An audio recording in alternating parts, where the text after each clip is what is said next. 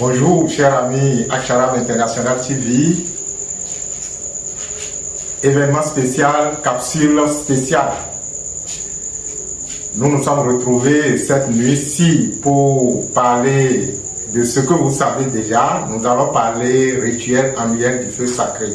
Nous allons parler Rafeza. Et c'est pourquoi justement, nous avons pris donc du privilège à rester avec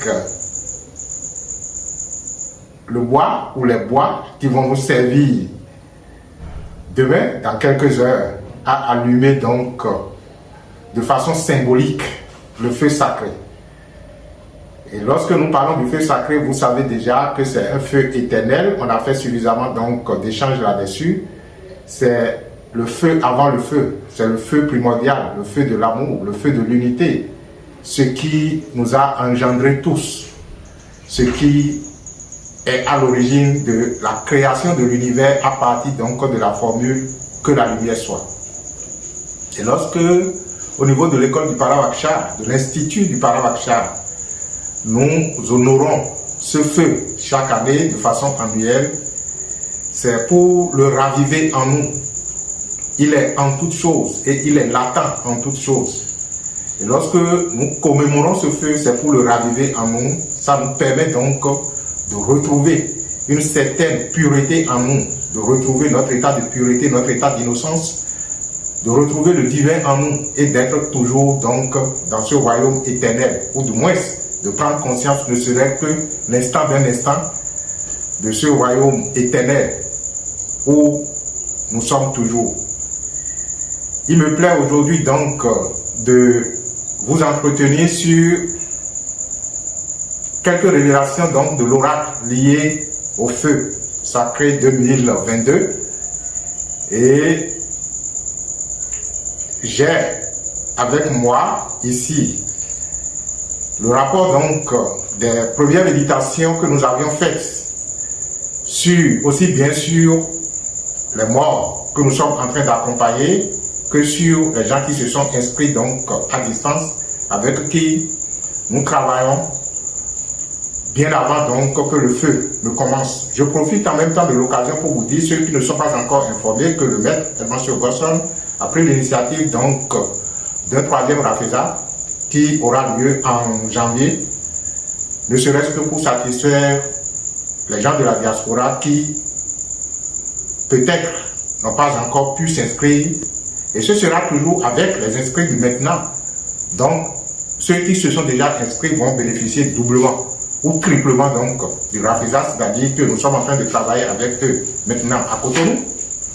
On travaillera avec eux à Lomé et ils pourront bénéficier également donc de ce troisième Rafeza qui est spécifiquement dédié donc pour les gens de la diaspora et un certain nombre d'étudiants, donc un certain nombre d'initiés, je vais dire, accompagnera donc le maître Elmancio Gosson dans cette œuvre dont il vient donc de prendre l'initiative. Pour le moment, ce qui nous réunit dans cette capsule, c'est justement la voix de l'oracle. La voix de l'oracle à travers donc le cercle de la thérapie de Aksharam.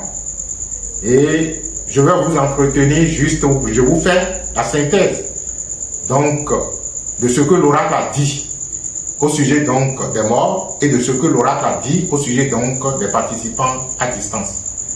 Au sujet donc de l'accompagnement des morts, quand nous avons commencé le travail, quand je dis nous, voyez toujours qu'il s'agit donc des êtres physiques et des êtres invisibles. C'est avec le concert et la complicité donc de la hiérarchie spirituelle du monde invisible que nous pouvons dire que nous pouvons travailler avec les morts. Et sous le sceau de l'ange de la mort, sous le sceau du Bhikkhu. Et pour ceux qui sont intéressés par la connaissance, vous pouvez donc toujours vous référer au livre des morts, de la mort au vivant de maître Elmancio Gosson. Vous y trouverez donc l'essentiel des rites et l'essentiel donc des cérémonies pour pouvoir donc accompagner les morts. Ça vous permettra au moins de comprendre ce qui se passe en arrière-plan. Alors, qu'est-ce qui s'est passé? La première séance donc de méditation avec les morts se sont révélés que quand nous les avons invités, ils étaient venus tous présents. Et quand ils étaient venus, on entendait comme si c'était au marché, boire, comme si c'était au marché, et de plus en plus, ça se faisait insistance. Et quand nous avons demandé de quoi il s'agit, est-ce que nous nous retrouvons dans un marché, le maître Bhikkhu nous disait, vous êtes dans le pays des morts. Vous avez appelé les morts, et ils sont là.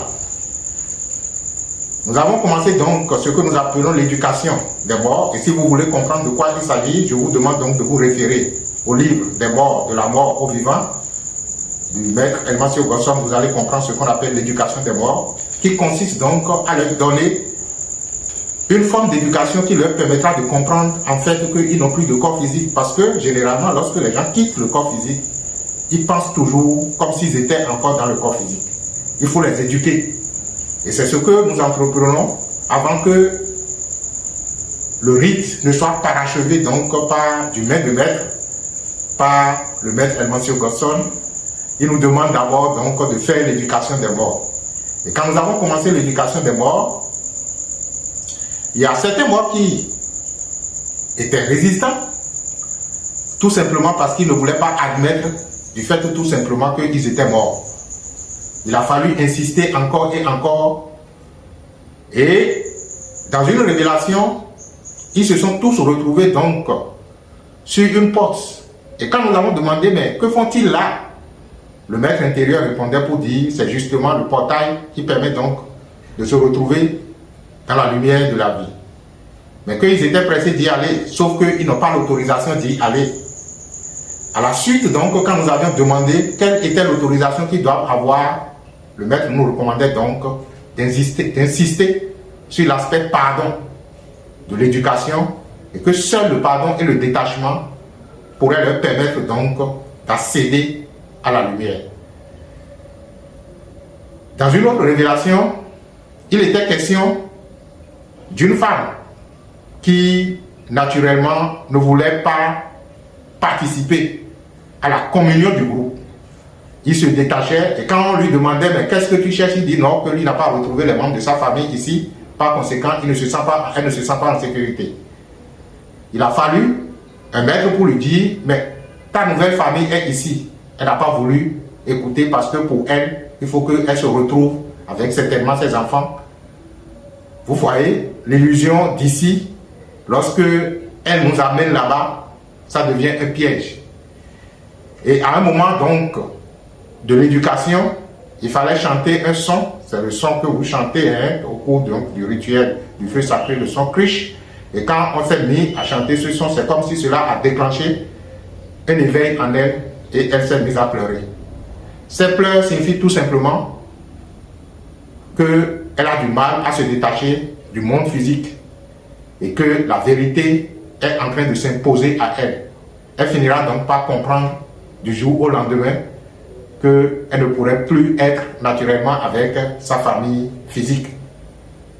Et qu'il faudrait donc construire en fonction donc de ses énergies, en fonction de sa vibration, sa famille spirituelle de l'au-delà. Permettez-moi de jeter un coup d'œil sur le rapport avec moi, si je n'ai pas oublié donc certaines parties.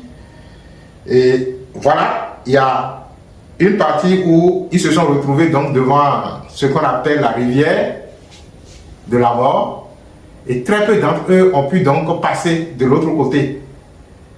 Nous avons demandé pourquoi il en est ainsi, et le maître nous disait donc que c'était juste de l'attachement. Et quand ils se feront pardonner et qu'ils se donneront donc la liberté de se détacher de ce monde matériel, ils pourront passer donc de l'autre côté de la rivière qui en fait constitue une purification pour eux. Je pense que c'est l'essentiel donc des révélations. J'avais déjà parlé donc du pardon comme clé de passage. J'ai parlé donc de la lumière dans laquelle ils ou elles se sont retrouvés dès que le maître Bhikkhu avec son sceau apparaît, l'ange de la mort avec sa lumière flamboyante. Et je pense que c'est l'essentiel et que le travail se poursuivra encore et encore entre les deux Rafeza et entre donc le troisième Rafeza annoncé pour les gens de la diaspora. On continuera encore le travail et on vous fera le plaisir. On se fera donc le plaisir de vous faire le point sur cette chaîne au fur et à mesure donc de l'évolution donc des travaux, afin que vous sachiez par vous-même que le travail que vous avez demandé, on s'en occupe véritablement et que le travail est fait. Et si vous avez la chance de travailler avec Elmancio Gosson, tant que vous n'avez pas un résultat intérieur qui prouve que le travail est bien fait, on continue encore et encore. Et c'est ce qui peut-être nous différencie, c'est ce qui nous spécifie.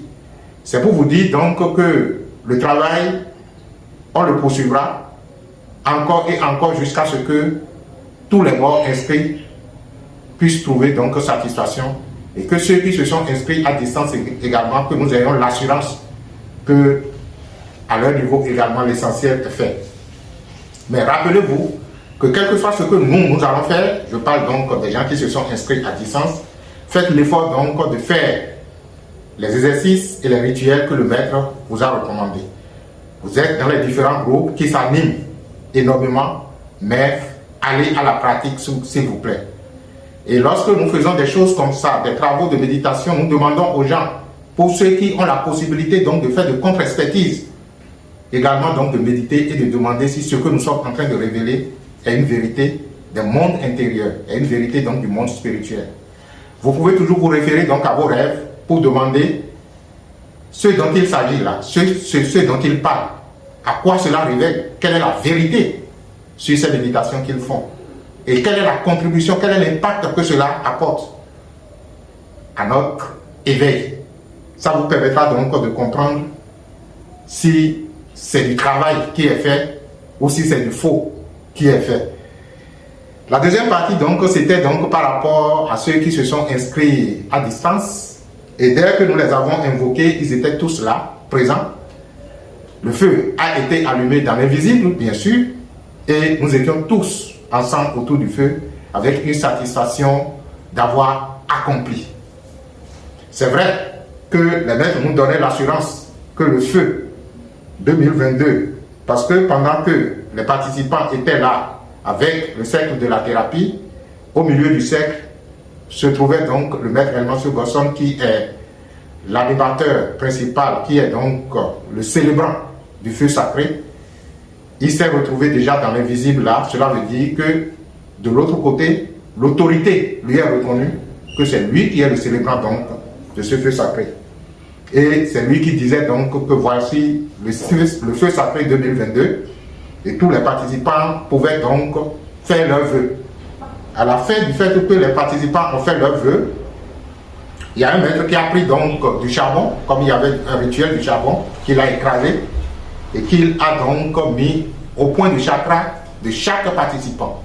Et quand nous, on avait demandé qu'est-ce que cela signifie, le maître disait que c'est l'accomplissement du vœu de chaque personne. Et à la suite de ça, le maître Gosson partageait donc des bougies à chaque participant afin qu'ils travaillent sur cette bougie au cours de l'année pour pouvoir donc amener leurs vœux à l'accomplissement. C'était la recommandation, c'était sa recommandation. Je pense que, à part ça, est-ce qu'il y a une autre expérience dont je veux faire cas?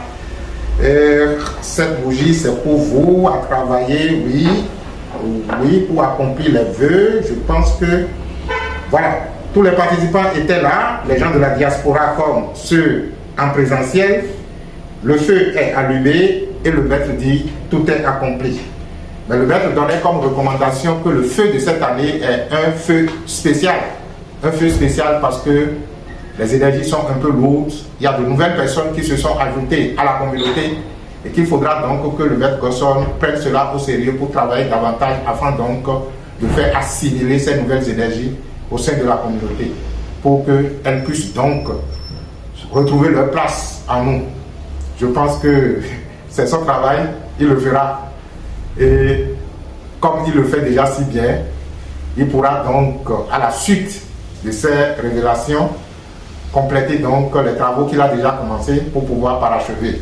Je vous remercie donc d'avoir été attentif à cette révélation. Je pense que si nous avons le temps, on va saisir les rapports qu'on mettra donc en description. Mais pour le moment, voilà ce que nous pouvons vous dire, ce que nous pouvons vous livrer. Et à chaque étape, on fera une synthèse et on mettra donc la copie du rapport certainement en description pour que vous puissiez, pour ceux qui veulent, ou du moins le publier, pourquoi pas, dans les différents forats, dans les différents groupes où les participants sont, afin qu'on puisse comprendre ce qui est fait et les résultats qui sont obtenus du point de vue spirituel. Mais pour conclure, vous devez retenir que le monde spirituel a la primauté sur le monde matériel. Et c'est l'erreur que beaucoup de personnes font en ignorant la primauté du monde spirituel sur le monde matériel. Une vérité du monde spirituel s'impose au monde physique. Je dis ça parce que il n'est pas rare de voir des gens participer à de telles séances avec des expériences extraordinaires, avec des expériences pathétiques, et qui le lendemain continuent toujours de planifier comme quoi leur situation n'a pas changé. La situation a déjà changé. Mais il faudra donc accorder du crédit à ce que vous avez vu, à ce que vous avez entendu, afin que cela se manifeste. Sinon, si vous accordez plus de crédit à votre illusion qui est justement les désastres dans lesquels vous vivez déjà du point de vue matériel, on ne fait que les amplifier. C'est pour vous dire tout simplement que tout ce que vous allez sentir, tout ce que vous allez rêver, tout ce que vous allez ressentir au plus profond de vous au cours donc de cette célébration du feu sacré, ce sont des vérités qui finiront donc par s'accomplir. Mais ils ont besoin, ou elles, ces vérités ont besoin de quelque chose. Ils ont besoin de votre confiance. Ils ont besoin que vous avez la connaissance nécessaire pour comprendre que le monde spirituel a de la primauté sur le monde matériel. Le monde spirituel est primordial et le monde matériel est secondaire. Les principes s'imposent aux faits.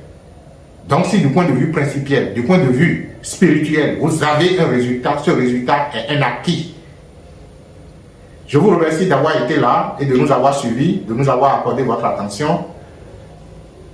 À la prochaine pour d'autres parties donc des révélations. On va vous faire entendre, on va vous faire écouter tout au long donc de Rafeza tout ce qui s'est passé du point de vue révélation. L'oracle a parlé. Merci et que la bénédiction soit.